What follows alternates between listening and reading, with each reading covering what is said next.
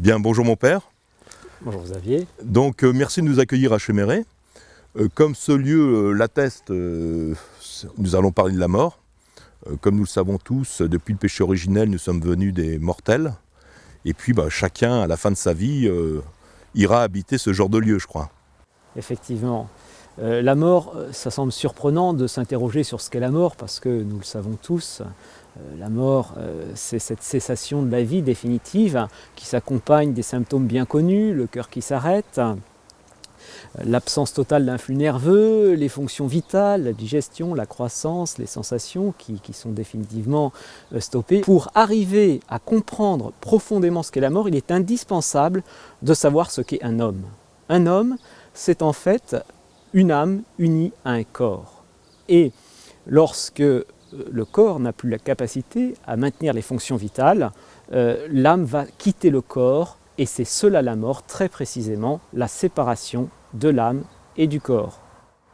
Dès lors, le corps devient un cadavre et se décompose, tandis que l'âme humaine, qui est spirituelle, c'est-à-dire qu'elle peut exister intrinsèquement, indépendamment de la matière, cette âme humaine va continuer d'exister par-delà la mort. Alors vous dites que cette âme va continuer à exister, mais qu'est-ce qu'elle devient après? Dès que l'âme quitte le corps, elle paraît devant le Christ qui lui pose cette question: qu'as-tu fait de ta vie?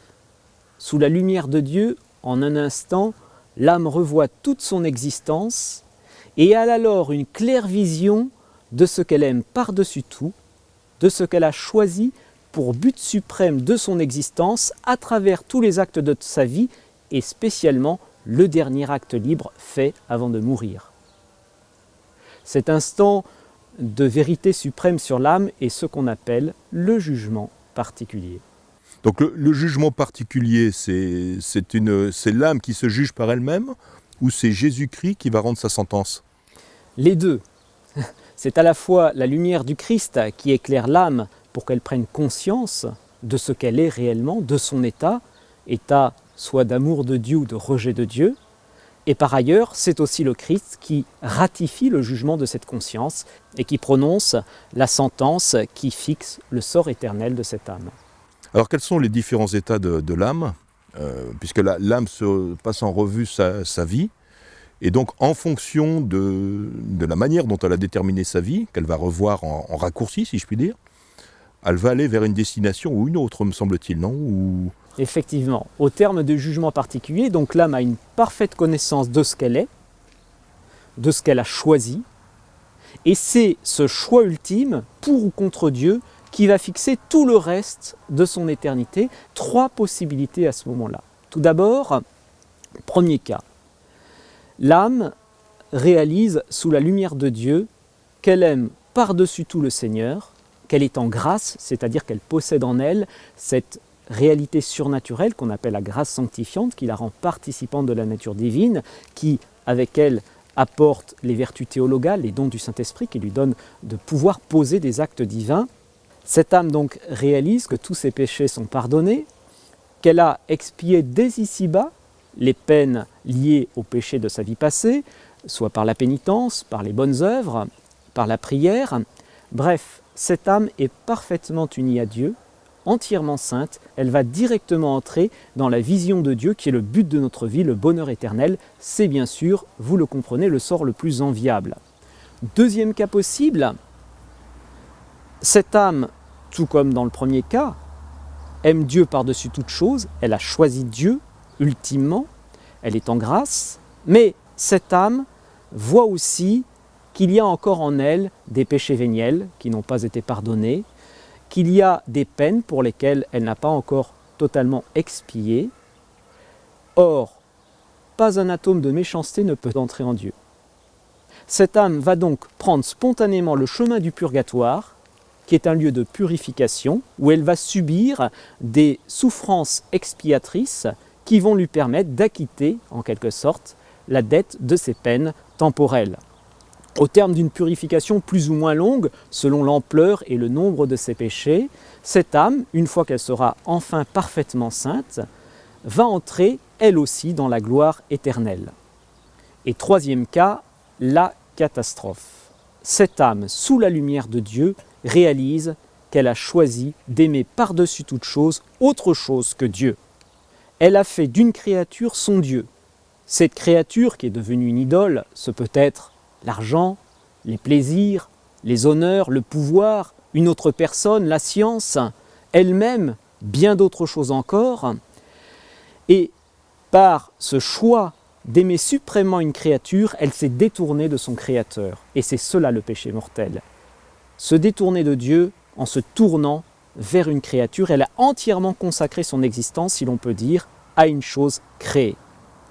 Cette âme est donc séparée de Dieu, elle est ce qu'on appelle en état de péché mortel, et sa volonté est définitivement fixée au moment de sa mort dans ce rejet de Dieu, et ce rejet va perdurer pour l'éternité.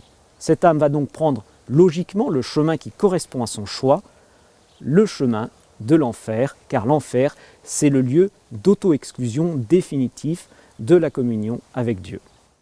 Alors là, vous venez de parler du jugement particulier. L'Église nous enseigne aussi qu'il existe un jugement dernier, ou d'un jugement général. Alors de quoi s'agit-il? Est-ce qu'il s'agit d'un jugement en appel, de rejuger l'affaire qui a déjà été jugée précédemment par le jugement particulier? De quoi s'agit-il?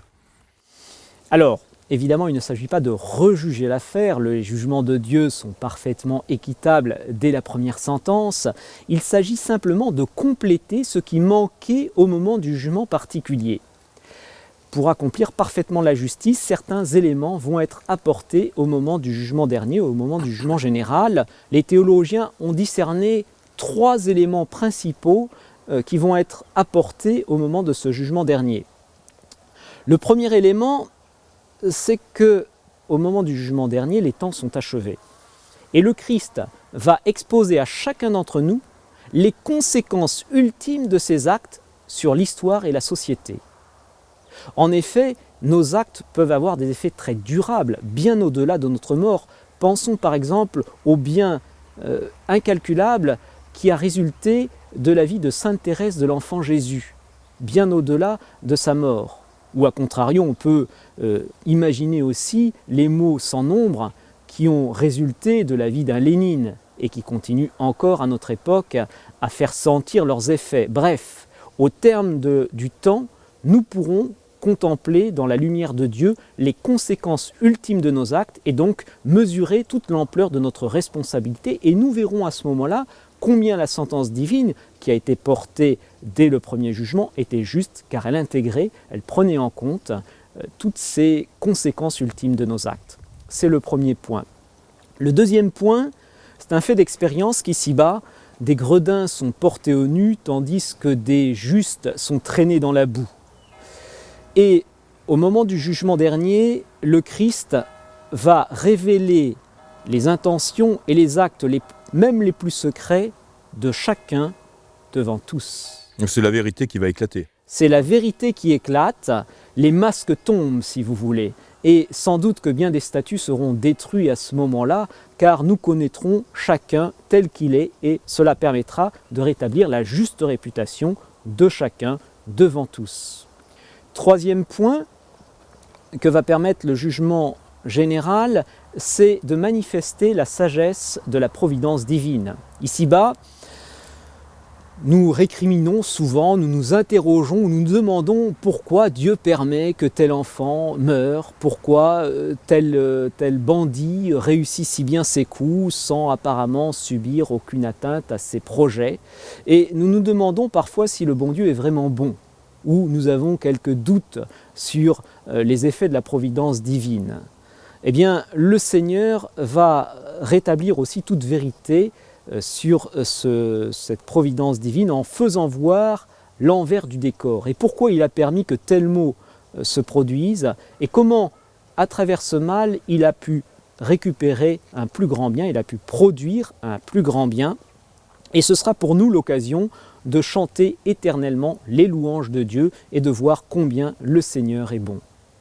Alors on vient de parler du jugement dernier. On évoque aussi, lorsqu'on récite le credo, la résurrection de la chair. Est-ce qu'il s'agit du même moment ?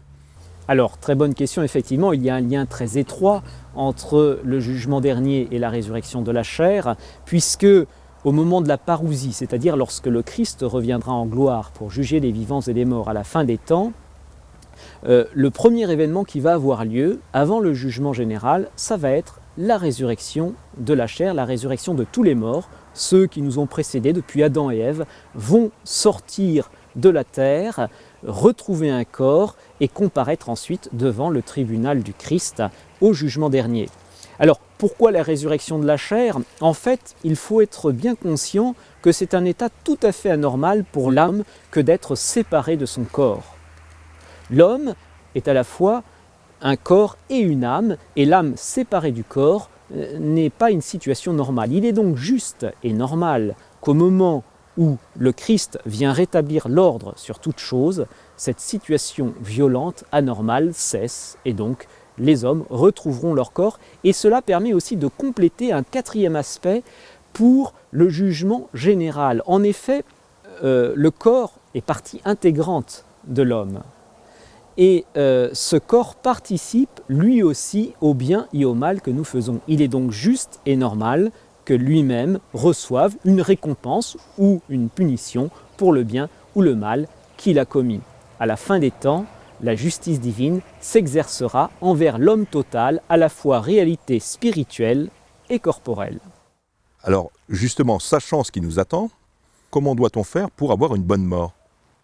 Qu'est-ce qui va faire, finalement, que cette vie sera heureuse ou malheureuse, cette vie future?